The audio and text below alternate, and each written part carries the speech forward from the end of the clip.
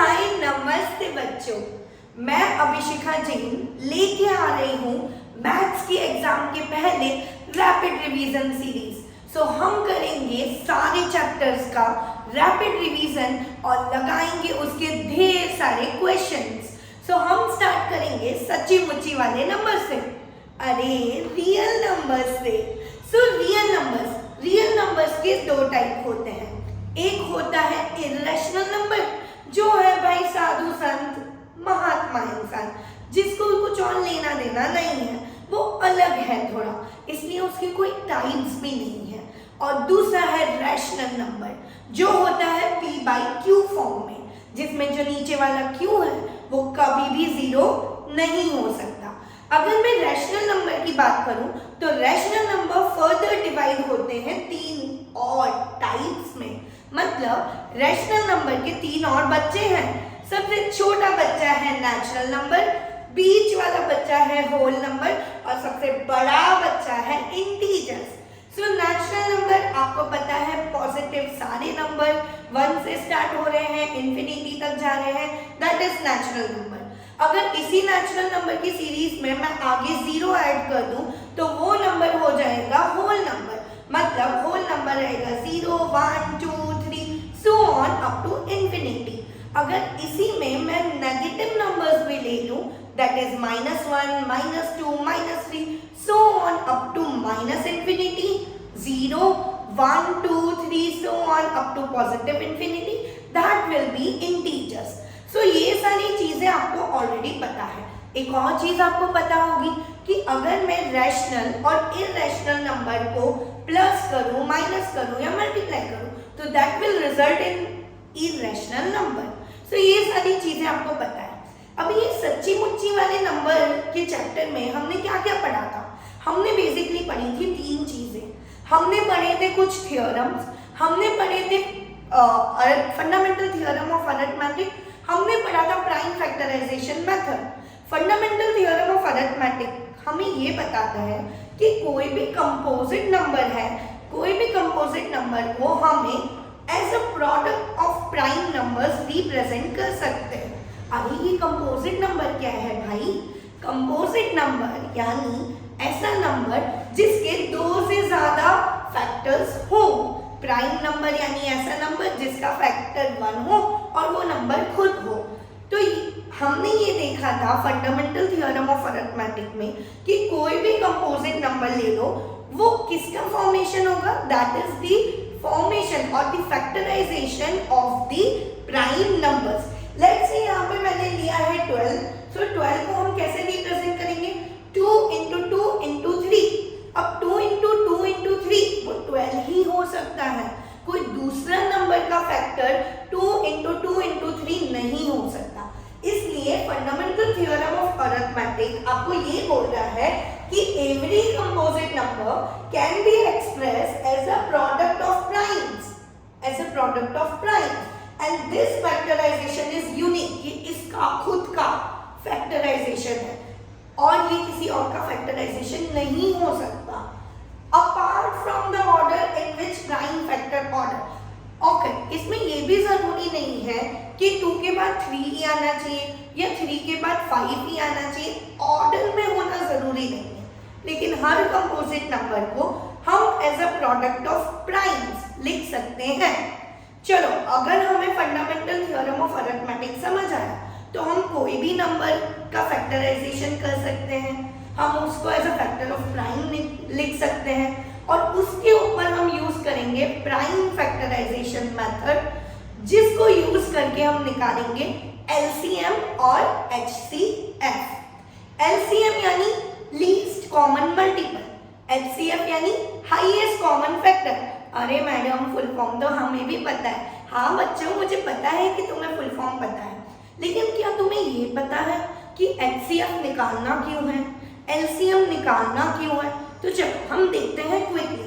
मैंने ले लिए दो नंबर 18 और 81। मैंने 18 को लिखा प्राइम फैक्टराइजेशन के फॉर्म में 2 × 3 × 3, 81 को लिखा 3 × 3 × 3 × 3। ठीक है, अब मुझे निकालना है एचसीएफ। एचसीएफ में हम क्या देखेंगे कि दोनों में कॉमन क्या है? तो दोनों में एक थ्री, ऊपर भी थ्री, ऊपर भी थ्री, तो ये दोनों को हम कंसीडर करेंगे 1 3 into 1 3, दैट इज 9। एलसीएम में हमें क्या देखना है कि दोनों में जो कॉमन है उसको तो हम लिखेंगे ही, लेकिन जो बचे हुए मल्टीपल्स है हम उसको भी लिखेंगे। दैट मीन्स यहाँ से चालू करो 2 2, 3 3 कॉमन है यानी मैं 83 लिखूंगी, अगेन 3 3 कॉमन है 83 लिखूंगी, बचा क्या 3 into 3। अरे मैम ये तो आपने मेथड बता दिया, मतलब क्या है इसका? अरे सुनो, HCF यानी हाईएस्ट कॉमन फैक्टर, अगर मैं इन दोनों के फैक्टर्स निकालूं, जैसे 18 के फैक्टर्स लिखें तो क्या है 1 2 3 6 9 18। अगर मैं 81 के फैक्टर देखूं 1 3 9 27 81, सो इन दोनों में सबसे बड़ा ऐसा कौन सा नंबर है जो इन दोनों को डिवाइड करेगा? सबसे बड़ा और कॉमन नंबर कौन सा है जो इन दोनों को डिवाइड करेगा? तो देखो सबसे बड़ा और कॉमन नंबर क्या है दोनों में? 9। 9 ऐसा नंबर है जो बड़ा भी है, देखो 3 भी है, 3 क्या बड़ा है क्या? नो। सबसे बड़ा क्या है? 9। 9 ऐसा कॉमन नंबर है जो दोनों को डिवाइड करेगा, इसलिए इसको बोलते हैं हाईएस्ट कॉमन फैक्टर, यानी सबसे बड़ा ऐसा नंबर जो दोनों को डिवाइड करे। ये तो बात हुई HCF की। बात करते हैं LCM की। LCM यानी ऐसा सबसे छोटा नंबर जो दोनों की टेबल में आता हो। हाँ बच्चों, सबसे छोटा नंबर जो दोनों की टेबल में आता हो वो है LCM। तो ये बात हुई कि मैडम ठीक है, ये तो दो नंबर थे, हमने LCM निकाल लिया, हमने HCF निकाल लिया। मैडम अगर हमें कोई रैशनल नंबर दे दे, अगर हमें कोई ऐसा नंबर दे दे 18/5 और 20/10 ऐसा नंबर दे दिया और बोला कि चलो HCF निकालो या LCM निकालो, क्या करेंगे मैडम? अरे बच्चों बहुत सिंपल है।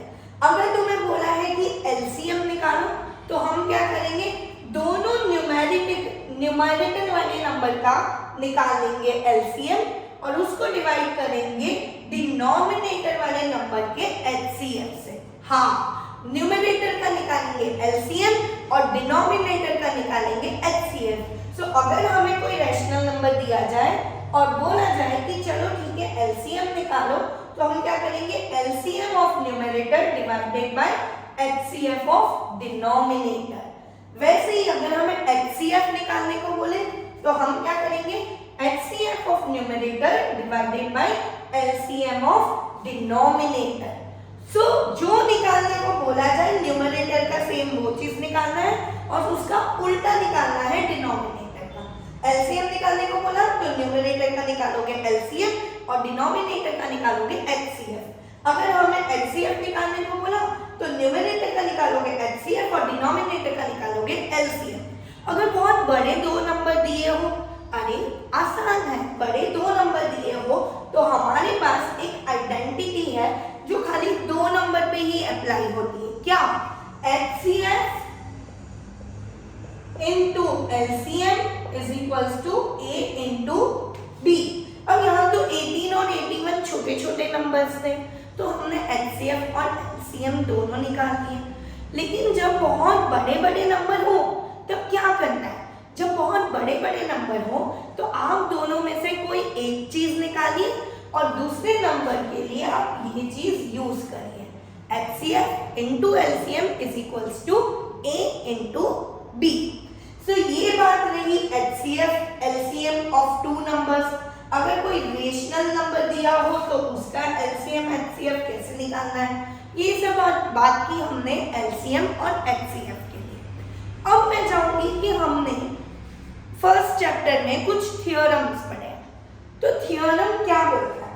पहला थियोरम ये बोलता है late P be a prime number। p कोई भी एक प्राइम नंबर ले लो, लेट्स से मैंने लिया p को 2। If p divides a square को मैं ले लेती हूं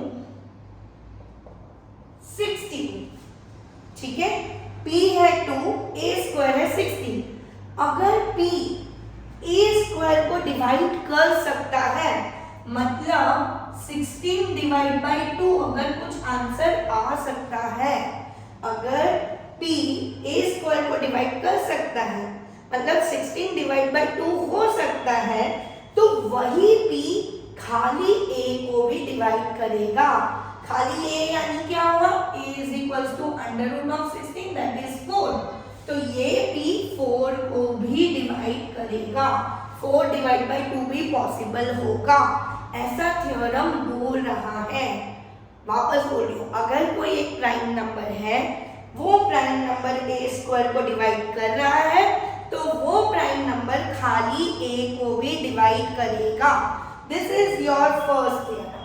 सेकेंड थ्योरम ये बोल रहा है कि √3, √2 ये सब कैसे नंबर है, इर्रेशनल नंबर है। थर्ड थ्योरम ये बोल रहा है कि अगर x इर्रेशनल नंबर है जिसका डेसिमल एक्सपांशन टर्मिनेट हो रहा है, मतलब x ऐसा नंबर है, लेट्स से 5/20। अगर x ऐसा नंबर है जिसको डिवाइड करने पे उसका डेसिमल एक्सपांशन टर्मिनेट हो रहा है, टर्मिनेट हो रहा है यानी खत्म हो रहा है, ठीक है, जैसे यहाँ पे मैं ले लेती हूँ 1 4, तो दिस विल बी 0.25, ठीक है, दैट मीन्स चल नहीं रहा है ना डेसिमल एक्सपांशन, टर्मिनेट हो रहा है, खत्म हो रहा है। तो जो x नंबर है उसको हम p/q फॉर्म में जब एक्सप्रेस करते हैं, तो जो नीचे का q है वो क्या होगा, वो नीचे का q का जब आप फैक्टर निकालेंगे तो वो फैक्टर रहेगा 2m और 5m के फॉर्म में रहेगा। अरे मैडम ये सब क्या है, समझाओ। अरे बेटा कुछ नहीं है, क्या बोल रहा है कि अगर हमारे पास कोई x है जो रेशनल नंबर है, 5/20 रेशनल नंबर है, और वो टर्मिनेट हो रहा है, तो वो टर्मिनेट तभी होगा जब जो नीचे वाला q है वो q के फैक्टर में 2 या 5 आ रहा हो, तभी वो टर्मिनेट होगा, वरना नहीं होगा। दैट मीन्स अगर मैं 20 का फैक्टर निकालूं तो क्या होगा, 20 का फैक्टर निकालो, ये 20, 2 10 2 5 5 1, सो ये हो गया 2 × 2 × 5, ठीक है। दैट मीन्स कि 20 के फैक्टर में जो आया 2 raised to 2 × 5 raised to 1 के फॉर्म में आया, मतलब जो q है उसका फैक्टर आप निकालोगे, तो अगर 2 raised to n या 5 raised to m के फॉर्म में कुछ आए तो हमेशा वो रैशनल नंबर आपका टर्मिनेट होगा, ठीक है। सो बेसिकली अगर रेशनल नंबर टर्मिनेट कब होगा, जब नीचे वाला q का फैक्टर में 2 या 5 एज अ फैक्टर आए। नेक्स्ट, डेसिमल नंबर कब नॉन टर्मिनेटिंग होगा या रिपीटिंग होगा या रिकरिंग होगा, जब q में 2 या 5 नहीं आए। सो ये था पूरा ब्रीफ आपका फर्स्ट चैप्टर का। फर्स्ट चैप्टर का वेटेज है 5 to 6 मार्क्स, जिसमें से MCQ आ सकते हैं 2 या 3 मार्क के, और 3 मार्क का एक क्वेश्चन आएगा, और जो बेसिकली आपको प्रूफ करने का आएगा बेस्ड ऑन द थ्योरम 1। जो MCQs आएंगे हो सकता है कि थ्योरम 1 के बेस पे भी प्रूफ करने को आए, हो सकता है HCF या LCM के क्वेश्चन आए वर्ड फॉर्म में। लेट्स से सोनिया और रीटा वो एक सर्कल में घूमना चालू कर रही है, तो कौन से टाइम पे वो दोनों एक साथ मिलेंगी, तो ऐसे वाले क्वेश्चंस आपको 3 मार्क में पूछे जा सकते हैं। So all the best, this is the rapid series for chapter number 1। अगर आपको अच्छा लगा हो तो प्लीज लाइक करिए, शेयर करिए, कमेंट करिए। मुझे कुछ इम्प्रूव करना है तो प्लीज बताइए, और मैं जल्द लेके आऊंगी चैप्टर नंबर 2। Bye bye.